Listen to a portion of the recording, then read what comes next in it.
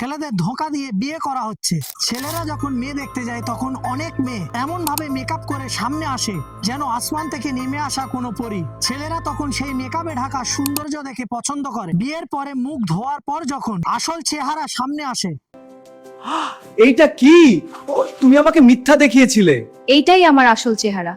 তখন শুরু হয় হতাশা, অশান্তি, ঝগড়া, এমনকি অনেক ক্ষেত্রে তালাক পর্যন্ত হয়েছে। এখন শুনুন ভালো করে, আমি পরিষ্কার করে বলছি, ইসলামে মেকআপ করা হারাম না।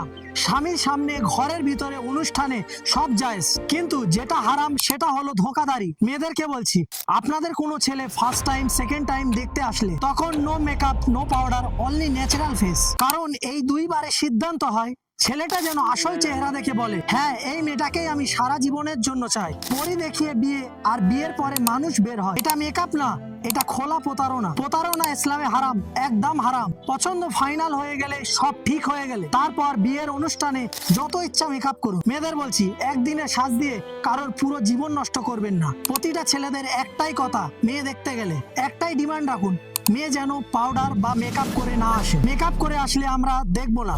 আমরা মেকআপ ঢাকা মুখ নয়, আমরা দেখতে চাই আসল চেহারার বাস্তবতা। কারণ পছন্দ হওয়া উচিত সত্যর উপর, মেকআপের উপর নয়।